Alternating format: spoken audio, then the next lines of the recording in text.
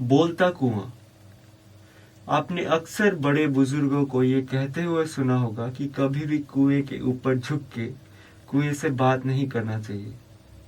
कुआं जवाब दे सकता है। मानने के लिए बहुत कुछ है, ना माने तो कुछ भी नहीं। हमारी आज की कहानी है अर्जुन की, जो कि पढ़ा लिखा शहर में था, वही नौकरी करता था। चूंकि उसके माता पिता गुजर चुके थे, तो दादा दादी के साथ ही रहा करता था।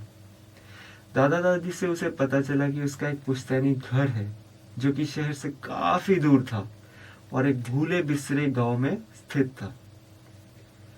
अब अर्जुन एक शाम ये प्लान करता है कि क्यों ना उस घर को बेचा जाए और कुछ पैसे बनाए जाए। इसी सिलसिले में वो अपने ऑफिस में से छुट्टी लेता है और पहुंच जाता है अपने गांव पे। अब पुश्तैनी घर गांव से थोड़ा दूर था और उसका देखरेख करने के लिए एक नौकर रहता था। नौकर उस घर से थोड़े ही दूर में रहा करता था। अब एक प्रचलित कथा था कि उसके पुश्तैनी घर में एक कुआं है, जो कि शापित है। कुएं में कोई भी कुछ बात करता है तो वो वापस जवाब देता है। ये छोटे बच्चों में बहुत ज्यादा डर का माहौल उत्पन्न करता था, पर बड़े बुजुर्गों ने यह कहा था कि उस कुएं में सही में कोई आत्मा का वास है। अब ये उसके जहन में बैठ चुका था, तो इसी कारण वो मजाक में एक दिन शराब के नशे में धुत होके कुएं के पास जाता है। कुएं में भले ही पानी ना था, पर उसे कोई डर नहीं लगता। कुएं के पास जाके वो ऐसे जोर से बोलता है, क्या कोई है नीचे? किसी को मेरी आवाज सुनाई दे रही है? कुछ ना सुनाई देने पे अर्जुन वापस जाने लगता है। अचानक से कुएं से एक आवाज आता है, क्या कोई है नीचे? मेरी आवाज कोई सुन सकता है? अर्जुन के पांव वही जम जाते हैं।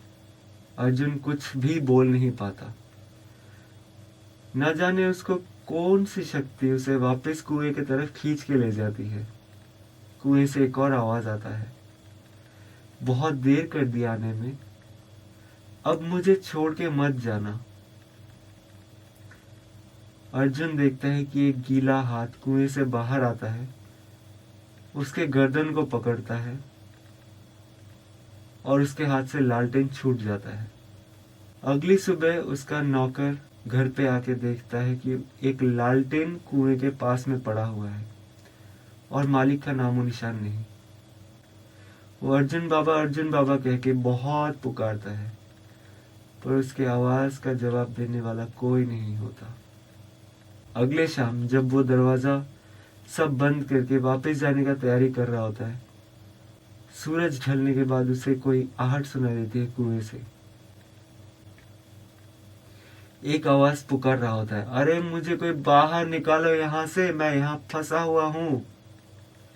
और दूसरा एक आवाज उसे हंसी का सुनाई देता है, अट्टहास करता हुआ। नौकर भयभीत हो चुका था। उसे पता था उस कुएं की कहानी। कोई भी बुलाए, सूरज ढलने के बाद झुक के नहीं देखना है। नौकर अपना कान बंद करके वहां से चले जाता है। उसे पता था कि अंजाम क्या हुआ था मालिक के साथ, पर उसमें उतनी क्षमता नहीं थी कि वो वापस जाके वहां झुक के देखे या फिर किसी भी आहट का जवाब दे। इसी तरह से अर्जुन की कहानी यहीं समाप्त होती है। कहा जाता है कि कभी भी किसी कुएं में झुक के उसके अंदर आवाज नहीं निकालना चाहिए, क्योंकि क्या पता दूसरे तरफ से कौन आपका उत्तर दे।